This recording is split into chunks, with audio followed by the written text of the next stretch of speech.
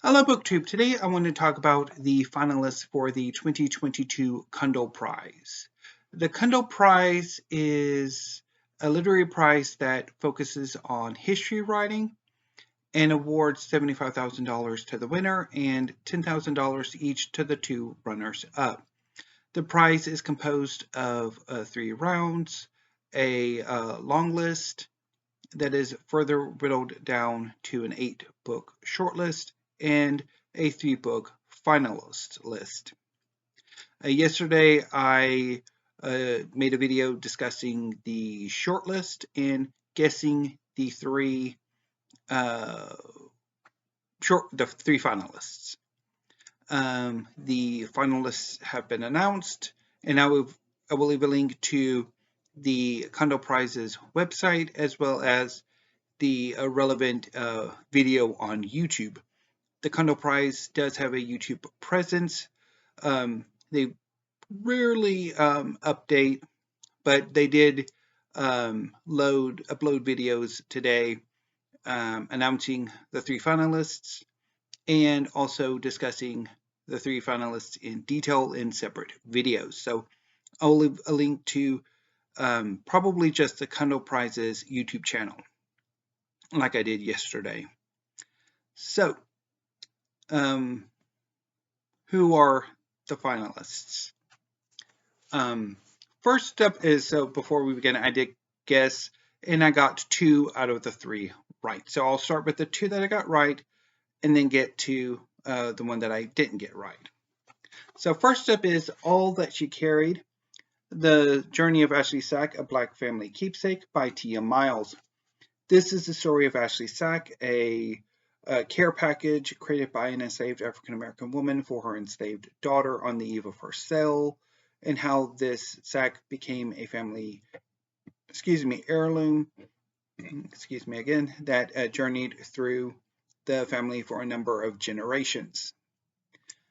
And also it discusses sort of the history of this family, what Tiya Miles was able to discover, as well as meditations on various aspects of African American life in slavery and in freedom. I really enjoyed this book. It was quite lovely. I did have some stylistic issues with it. It reads better as literary criticism than it does perhaps a history, but it's still really, really good. The second finalist that I guessed right, is Cuba, An American History by Ada Ferrer. This is a history of Cuba with a special focus on Cuba's toxic relationship with the United States. And ooh, is it toxic. I really enjoyed this book. I think this book is probably the best written of the 8 shortlisted books. And I would not be surprised if this ultimately wins. Although, again, there's a bit of a caveat once we get to the book that I did not guess. And so the third finalist, and the one that I did not guess, is Collapse, The Fall of the Soviet Union by Vladislav M. Zubok. This is a history of the disintegration of the Soviet Union in 1991. I dipped into it and set it aside, or bailed on it. I found the book is incredibly detailed, incredibly dense, and dull. It could have used a livelier writing style.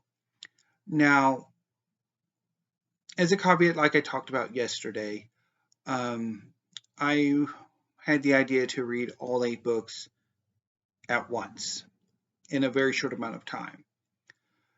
And that led to burnout once I got to the final 4, in which I pretty much had to, I did manage to finish 1, but the other 3 I set aside. So I do need to finish this book. I don't know exactly when I'm going to get to it. Maybe sometime later in November, maybe even later than that. I don't know. I am still experiencing quite a bit of burnout, and I'll talk a bit about that for weekly reads. But hearing sort of the J.R. McNeil, the chair of the 2022 Cundill jury, I thought, yeah, it's a good argument for Collapse to be included as a finalist. It may not necessarily be the best written or the liveliest history, but it's certainly definitive. And this will probably be unequaled for decades to come. So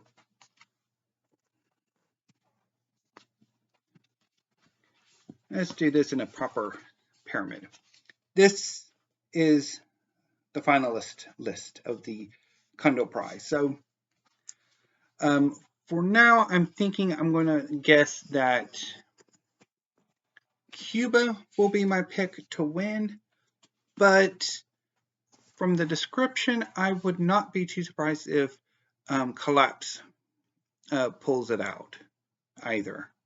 But for now, it's going to be Cuba, and if I do get to Collapse before the winner is announced and revise my guess, I'll make a video then. So anyway, but that's my thoughts on the 3 finalists for the 2022 Cundill Prize. And again, I will leave links to the Cundill Prize's website as well as YouTube channel in the show notes down below. So until I talk to you again, BookTube, thank you, have a great afternoon, and stay safe.